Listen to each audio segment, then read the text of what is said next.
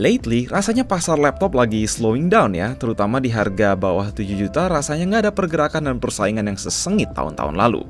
Namun di harga 5 hingga 7 jutaan inilah kebanyakan orang normal mau spend uang untuk sebuah laptop.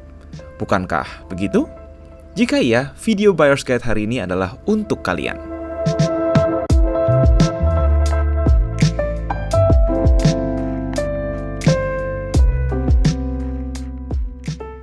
Kita langsung mulai saja dengan yang terbaru dan terheboh saat ini, yaitu WorkPlus by Advan. Kita tahu brand lokal lagi menggeliat, tetapi rasanya dari sekian banyak rilis, WorkPlus ini adalah laptop yang paling cocok dengan kebutuhan pasar Indonesia. Mana lagi ada laptop 7 juta yang pakai Ryzen 5 seri H, Radeon 660M, sistem dual fan, RAM 16GB, bahkan SSD 512GB. Asli ini di luar nalar secara jeroan, meski laptopnya sendiri sederhana, at least ada backlit keyboard dan layar IPS walau belum 100% sRGB tentunya. Yang penting ini performanya stabil, punggung metal, dan surprisingly juga udah support USB-C charging.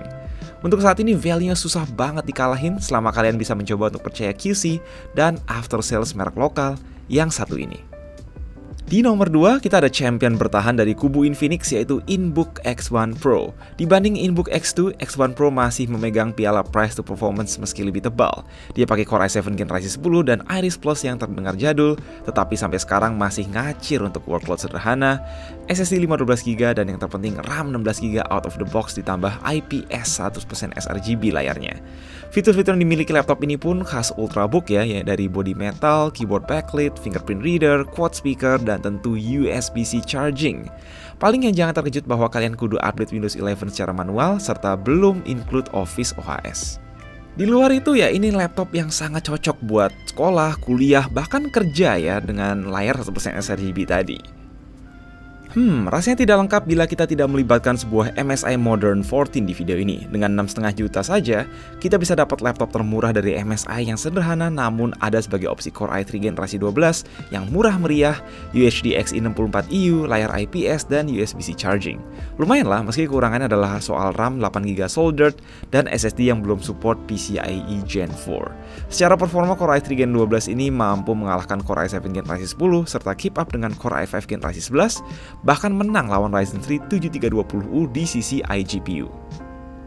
Lanjut, ada satu lagi laptop Core i3 Gen 12 yang sangat terjangkau, mulai dari 5 jutaan aja yaitu Lenovo V14 G3. Langsung aja ya, ada kekurangan utama, dia masih pakai layar TN Full HD, penampilan sangat sederhana, garansi hanya 1 tahun, nothing special. Tapi di sisi lain, kita dapat RAM onboard 4GB plus 1 slot kosong, jadi bisa kasih konfigurasi 4+4 atau 4+8GB, satu slot SSD M.2 2242 yang udah keisi 256 atau 512GB, plus satu slot harddisk SATA 2,5 inch yang bisa kalian isi HDD atau SSD sendiri. Support USB-C charging pula, not bad. Alright, untuk yang terakhir, sebelumnya kami memang tidak menyarankan beli laptop yang masih pakai layar TN, terus RAM LPDDR5 8GB soldered.